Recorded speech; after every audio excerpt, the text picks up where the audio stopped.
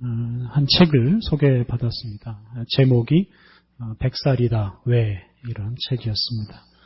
그 책은 100살이 넘도록 그 전철을 타고 회사에 출근하시는 분이 쓴 책입니다. 지금도 회사에 출근을 하고 있습니다. 되게 이런 책을 만나면 100살이 넘도록 건강하게 살 수 있는 그런 비결에 관심을 갖게 됩니다. 그런데 이 책의 저자는 장수 비결 이런 건 없다 이렇게 단호하게 말합니다. 사실 모든 사람이 100살 넘도록 살 수는 없습니다. 또 만약 그렇게 된다면 그게 우리 사회에 또 큰 문제가 될 수도 있습니다. 장수하는 것은 이제 그분의 관심이 아니었습니다. 그분의 관심은 일하는 것이었습니다. 살아있는 사람은 반드시 일해야 된다. 이게 그분의 확신이었습니다. 그리고 또 한 가지 확신이 있었는데요. 그 책의 그 두 번째 장의 제목이 인간은 인간을 위해서 살아야 한다. 입니다. 저자의 말처럼 살아있는 사람이 살아있는 동안 다른 사람을 위해서 일을 하며 산다면 참 좋은 세상이 될 것이라고 생각합니다. 어떤 사람도 다른 사람의 도움이 없이는 살 수가 없습니다. 한편 또 우리가 하는 일들 대부분은 또 다른 사람에게 도움이 되는 일입니다. 예를 들어서 편의점에서 물건을 파는 일. 이게 물건을 파는 사람뿐만 아니라 사는 사람에게도 도움이 되는 일입니다. 물론 누구에게 더 도움이 되느냐 이런 문제가 있긴 하지만 물건을 사고 파는 일은 물건을 만드는 사람, 유통하는 사람, 물건을 파는 사람, 사는 사람 참 여러 사람에게 도움이 되는 일입니다. 자본주의 시장에서도 다른 사람에게 도움을 주지 않으면 다른 사람에게 도움을 주지 못하면 돈을 벌기가 참 어렵습니다. 다른 사람의 필요를 채워주는 서비스나 물건을 잘 개발하고 잘 판매해야 돈을 벌 수도 있습니다. 그러니까 다른 사람에게는 전혀 도움이 되지 않고 자기만 혼자 이익을 얻으려고 하면 절대로 부자가 될 수도 없습니다. 그런 면에서 우리가 각각 돈을 벌기 위해서 열심히 일하는 것 자체가 서로 도움이 될 수 있습니다. 그런데 그냥 이렇게 돈을 주고받으면서 서로 도움을 주는 일만 있으면 우리 사회는 아주 각박해질 것입니다. 소위 거래관계, 이런 관계만 있고 인간관계, 이런 게 없으면 이게 도움을 제대로 받지 못하는 사람들이 많이 생길 수가 있습니다. 그러니까 돈이 오고 가지 않더라도 서로 도움을 줄 수 있는 이런 관계가 사실 우리에게 필요합니다. 근데 가족들 사이에서는 이런 관계가 대개 형성이 되어 있습니다. 가족 간에는 굳이 돈을 주고받지 않아도 서로 기꺼이 즐겁게 도움을 주고받고 삽니다. 그런데 가족이 없는 사람들이 참 많습니다. 가족이 있어도 가족의 도움을 제대로 받지 못하는 사람들도 많습니다. 이런 여러 가지 이유로 우리에게 이웃이 필요합니다. 피를 나누지는 않았지만 서로 가까이 살기 때문에 서로 도움을 주고받는 사람들, 이런 사람을 우리가 서로 이웃이라고 부릅니다. 그러니까 이런 이웃이 많을 때 우리의 삶이 좀 더 윤택해지고 우리가 살아가는 사회가 좀 더 살만한 곳이 될 수 있을 것입니다. 그런데 아쉽게도 우리 주변에서 이웃이 점점 사라지고 있습니다. 교회 소식에 나온 대로 제가 지난 주간에 이사를 했습니다. 4년여 동안 살던 아파트를 이제 떠나면서 평소에 인사를 나누던 분들, 자주 만나던 분들과 이제 작별 인사를 했습니다. 근데 이 작별 인사가 이게 너무 간단했습니다. 저 이사합니다. 이렇게 말을 하면 이제 상대방은 약간 놀라는 듯이 그러세요. 이렇게 대답을 합니다. 그런데 이제 그런 다음에는 이게 서로 뭐라고 말을 해야 될지 머뭇거립니다. 사실 특별히 할 말이 없기 때문입니다. 그동안 인사만 하고 지냈지 서로 집을 방문해 본 적도 없고 어려운 일이 생겼을 때 도움을 요청하지도 도움을 받지도 않았기 때문입니다. 단지 인사할 사람이 사라진 것 말고는 이사를 해도 특별히 아쉬울 게 없습니다. 그러니까 작별 인사가 10초, 20초도 안 되고 그냥 끝나고 맙니다. 그런 작별 인사를 하면서 이웃이 사라지고 있는 현실을 또 한번 절감하고 또 개인적으로 반성도 좀 했습니다. 우리 사회에서 이웃이 사라지고 있습니다. 그러다 보니까 우리가 점점 돈을 주고받는 이런 거래 관계를 의존해서만 살아가고 있습니다. 친인척이 부족해서 심부름 회사에 돈을 주고 하객을 요청하는 이런 일들이 우리 가운데 아주 일상적인 일이 되고 있습니다. 그리고 이제 돈이 떨어지면 돈이 없으면 국가에 의존해서 살아가는 이런 시대가 되었습니다. 그러니까 서로 이웃이 되어서 서로 문제를 해결해 주면서 살면 좋을 텐데 그런 일들이 사라져서 참 안타깝습니다. 지난 주일에는 우리 자신이 누구인가, 내가 누구인가 하는 관점에서 성경 말씀을 묵상했습니다. 오늘은 우리의 상대방이 되는 우리의 이웃, 내가 늘 만나는 사람, 이 사람은 어떤 사람인가, 누구인가 하는 관점에서 말씀을 묵상했습니다.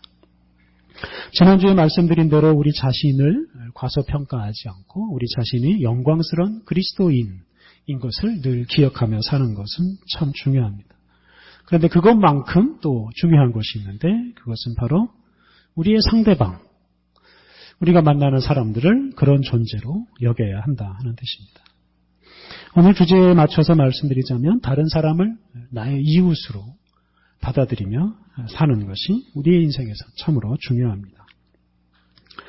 오늘 읽은 구약의 말씀에 선지자 아모스, 그리고 북왕국 이스라엘의 왕 여로보암, 그리고 제사장 아마샤, 이 세 사람이 등장하는데요. 이 세 사람의 관계를 주목하면서 말씀을 묵상해 보았습니다.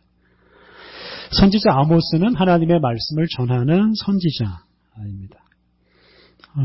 아모스는 특히 여로보암 왕에게 하나님의 말씀을 전했습니다.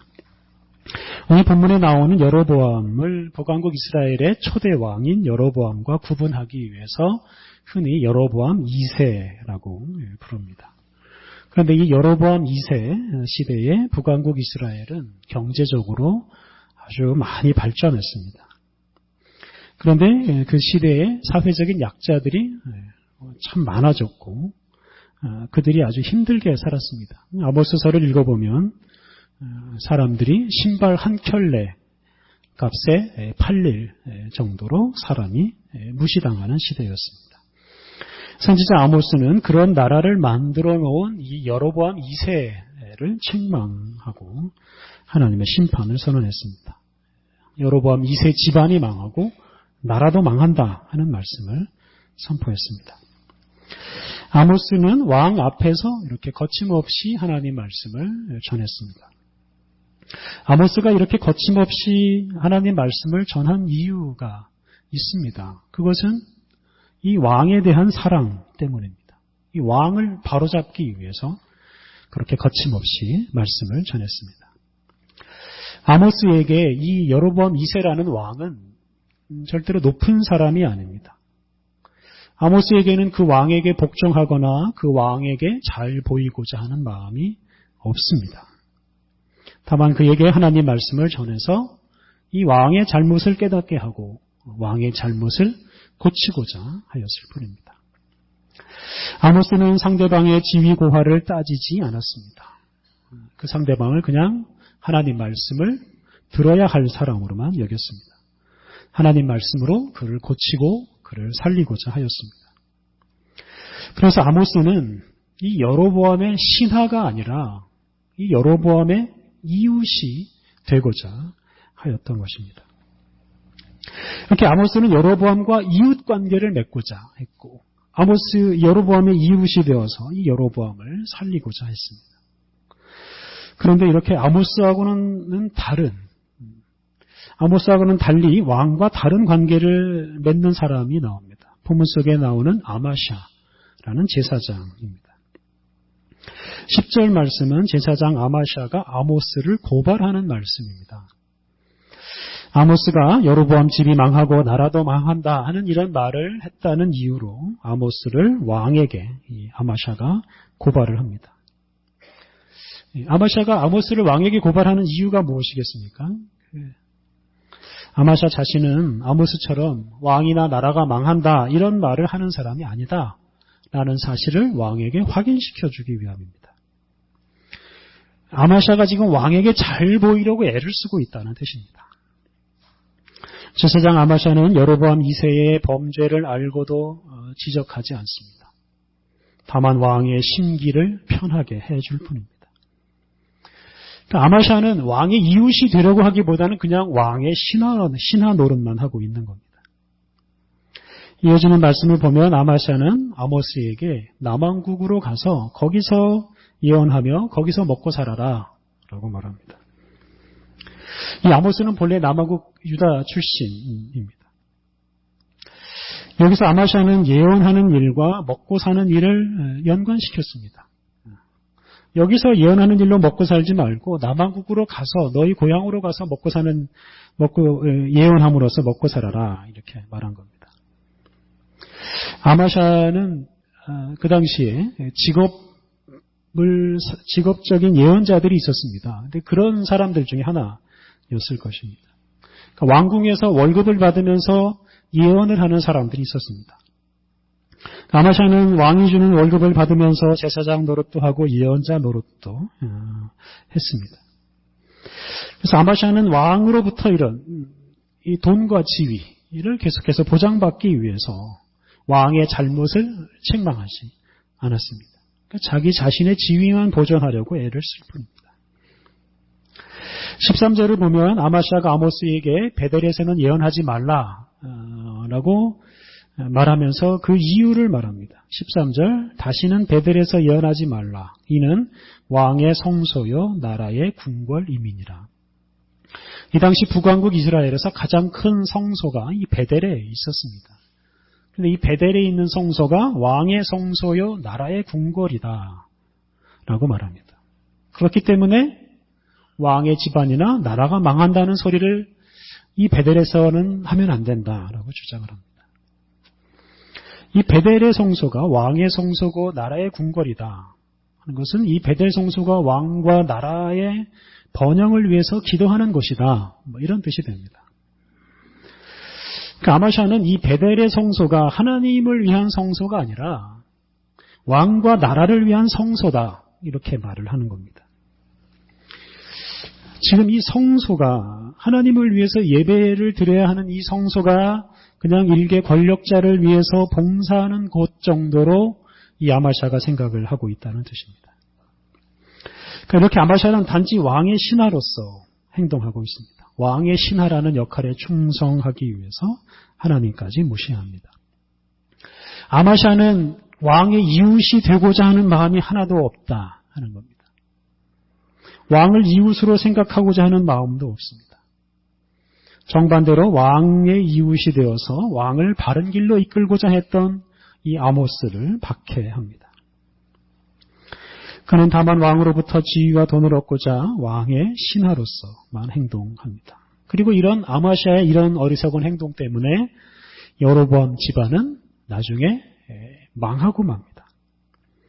아마샤가 이웃으로서 제대로 행동하지 않았기 때문에 여로보암 2세 집안은 제대로 죄를 깨닫지 못하고 얼마 지나지 않아서 망하고 맙니다.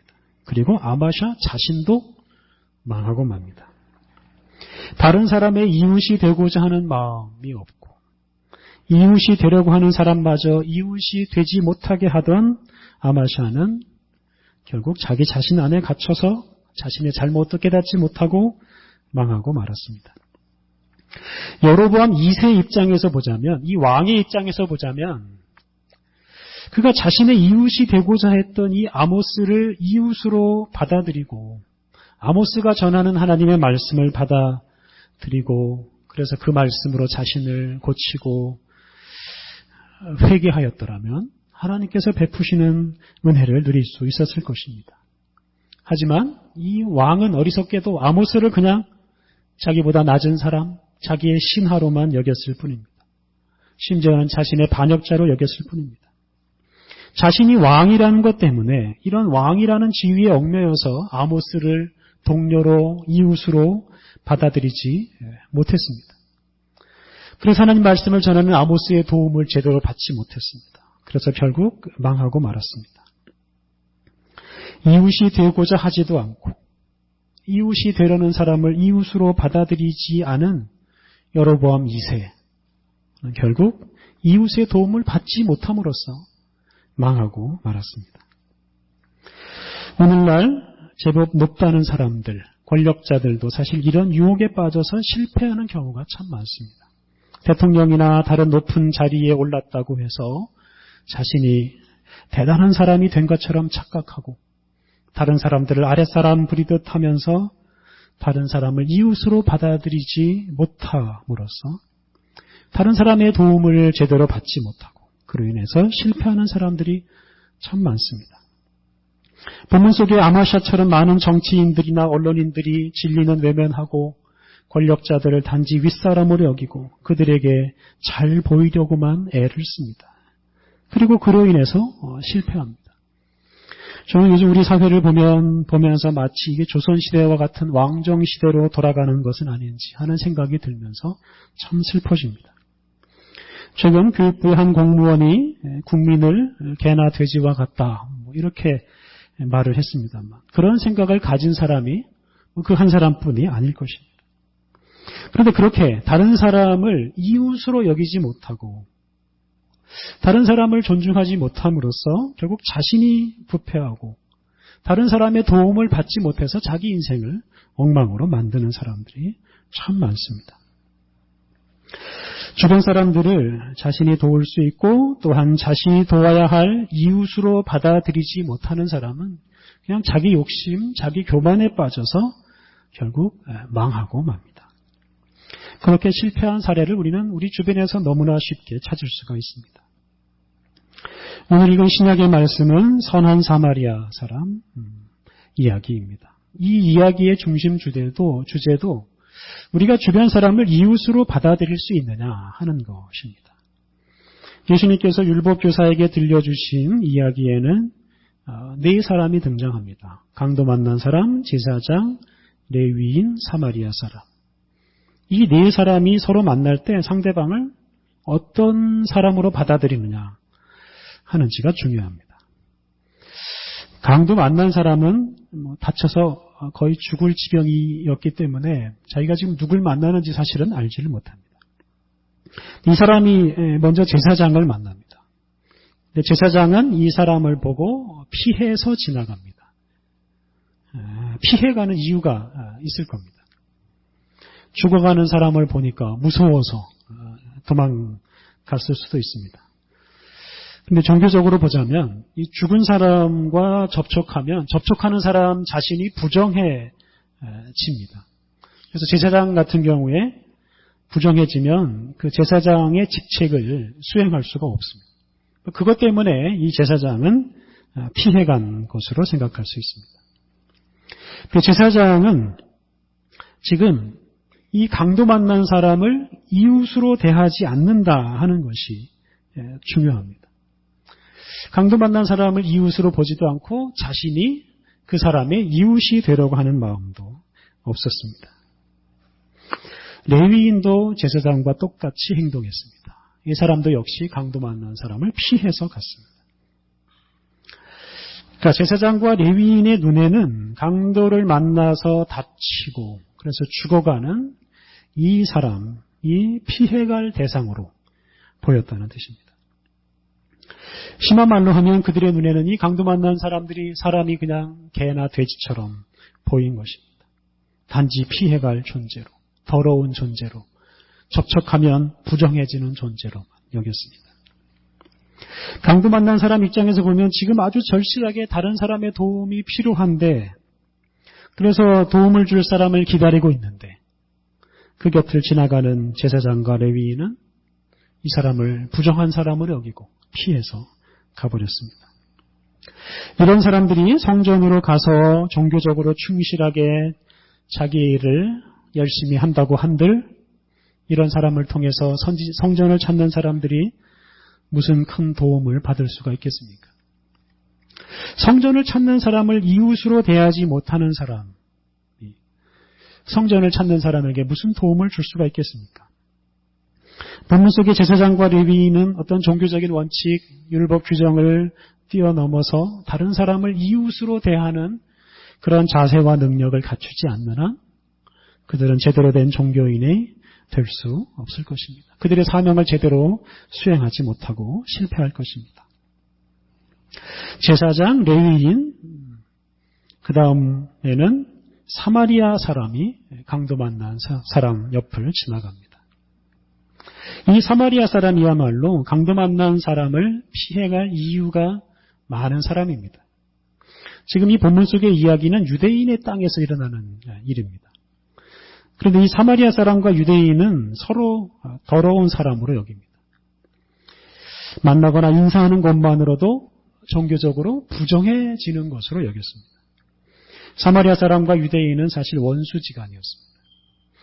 서로 만나려고 하지도 않았습니다. 그런데 이 사마리아 사람은 강도 만나 죽어가는 이 유대인을 보고 불쌍히 여기고 가까이 가서 기름과 포도주를 그 상처에 붓고 싸매주고 자기 짐승에 태워서 여관으로 데리고 가서 돌보아 주었습니다.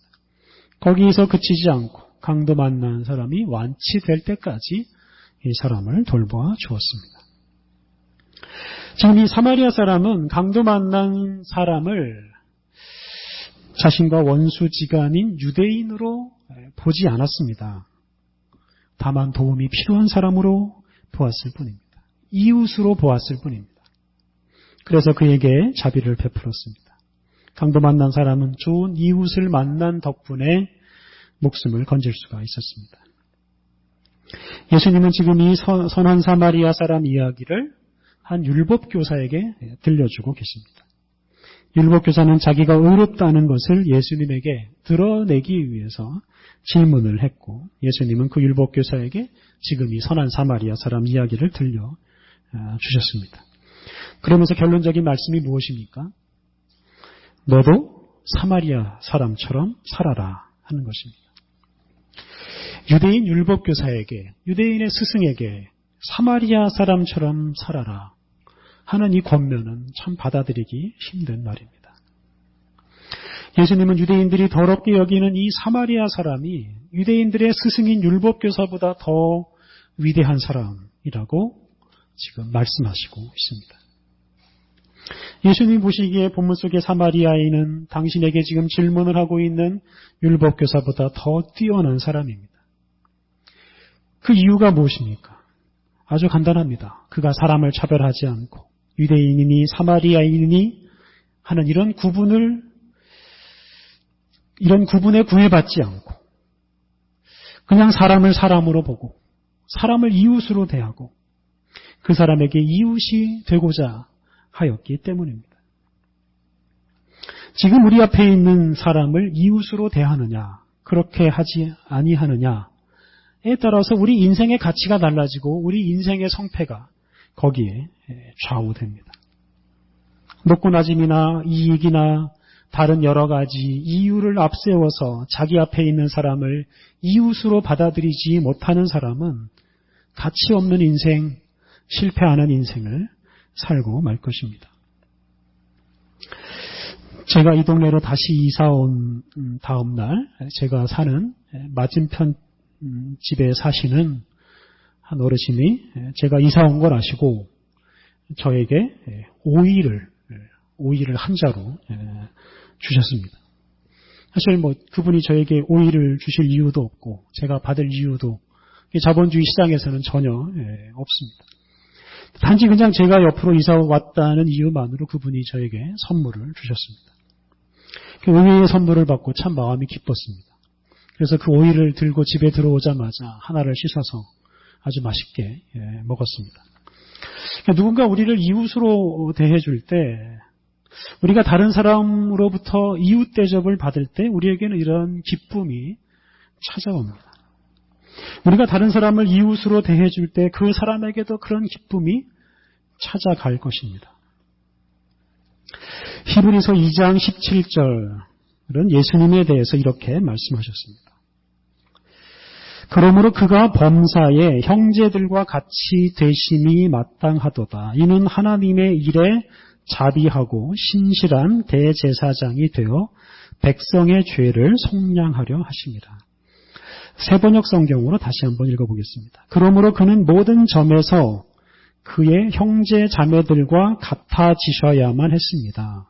그것은 그가 하나님 앞에서 자비롭고 성실한 대제사장이 되심으로써 백성의 죄를 대속하시려고 한 것입니다. 오늘 주제에 비추어서 해석해보자면 예수님께서 우리를 위한 자비롭고 신실한 성실한 대제사장이 되어서 우리의 죄를 속량해 주시기 위해서 우리의 이웃이 되셔야만 했다 하는 뜻입니다. 예수님께서 우리의 죄를 용서하시기 위해서 예수님은 우리의 이웃이 되셔야만 했습니다. 그리고 예수님은 우리의 이웃이 되시기 위해서 우리와 똑같은 사람이 되셨습니다. 그리고 그렇게 우리의 이웃이 되심으로써 우리에게는 죄 용서의 선물이 주어졌고 우리에게 기쁨이 찾아왔습니다. 예수님이 우리의 이웃이 되어주셨기에 우리에게 소망이 생겼습니다. 우리의 이웃이신 예수님으로 인해 소망을 얻은 우리들이 우리 주변 사람들에게 예수님의 이름으로 이웃이 되어줄 때 우리 이웃에게도